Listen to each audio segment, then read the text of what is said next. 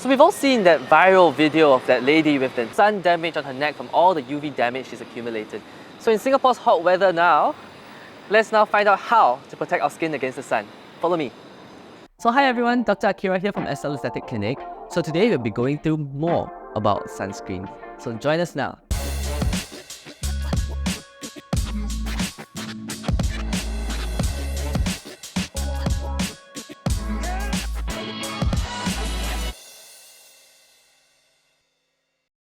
So let's start from the very basics about the stuff that goes into making our sunblocks.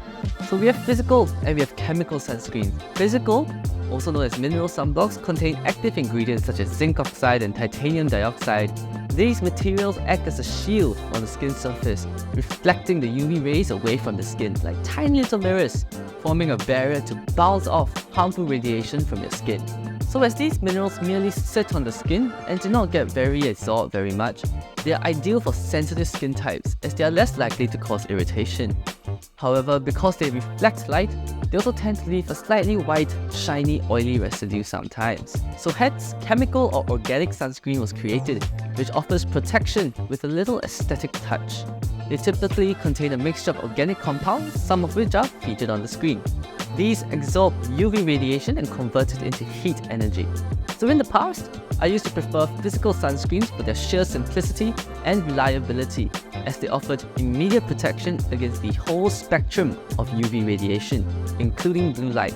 And as a person with sensitive skin myself, it never caused me any irritation. However, nowadays, the distinction between both types of sunscreens are very blurred, as many, if not most sunscreens are actually a mix of both mineral and chemical sunscreens. And I too now personally use a hybrid sunscreen to get the best both sides. The decision for normal, non-tint or tinted sunblock is mostly just a personal preference of colour on the skin. It used to be the case that people thought tinted sunblocks provided additional blue light protection because of the iron oxide inside. However, nowadays many non-tinted varieties also contain other ingredients to block off blue light, making this distinction less important. So continuing on about tinted sunscreen, we also have another product called SPF makeup as well. Some have wondered whether these are as good as sunscreens, essentially saving a step in their skincare routine. Many also confuse these makeup products with tinted sunscreens. So SPF containing makeup and tinted sunscreens both help with adding colour and concealing facial imperfections. However, when it comes to protecting your skin against harmful radiation, tinted sunscreen definitely triumphs SPF makeup. It all boils down to the primary purpose of the product. Tinted sunscreen is first and foremost a sunscreen, and secondly, a makeup product. SPF makeup, on the other hand, is first a makeup product, and secondly, a sunscreen. They often contain insufficient levels of SPF. Also, how one applies makeup is purely related to the wanted aesthetic outcome, and varying amounts are applied per person, making it hard to ensure a uniform SPF coverage amongst users. Hence, I always tell patients that SPF containing makeup is a good adjunct or add-on to an already sound SPF regime below that. Okay, so now we're going to find out how to put sunblock on the face. So my face is feeling very tight now because I just washed off everything. Okay, so test 1. So now we've got our lovely assistant here to help me put it on for me. She doesn't know how to put on sunblock. I haven't teach her yet, she's quite new.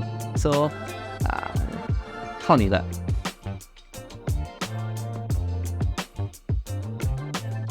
Okay, so now she's put on the sunblock for me, so let's find out how well she did. Okay, so now I'm going to review this photo. So it's totally no confrontational for me to see my photo up close like this.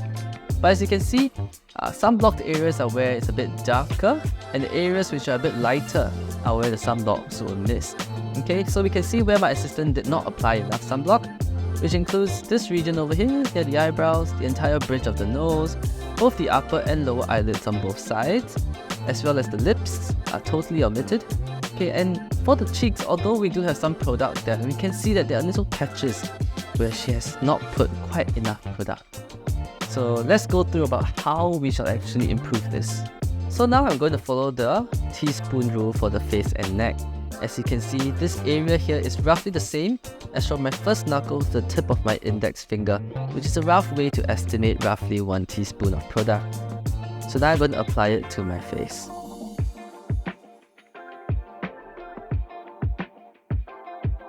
Okay, so as you can see here, now we've obtained better coverage with our SPF. And how we have done this is by the teaspoon rule, and also keeping in mind the commonly missed out areas such as the nose bridge, around the eyes, the ears, as well as the neck. And last of all, I also want to bring focus to the lips, and during this situation, we've actually used an SPF containing lip balm to ensure that we have some lip coverage as well. So today we've actually gone through quite a lot about sun protection. So just to summarize a little bit, number 1, it is very important to put enough sunblock, so follow the teaspoon rule. Number 2, it is important to reapply your sunblock every 2 hours. Number 3, sunblock is not only needed for the great outdoors, but it's important to put it indoors and in vehicles as well. And number 4, as much as you can use other things to avoid the sun, such as an umbrella, a UV umbrella, or just staying in the shade from 11 to 5 every day, which is the hottest UV times of the day. So with that, thank you, and next time, let's go, very hot already.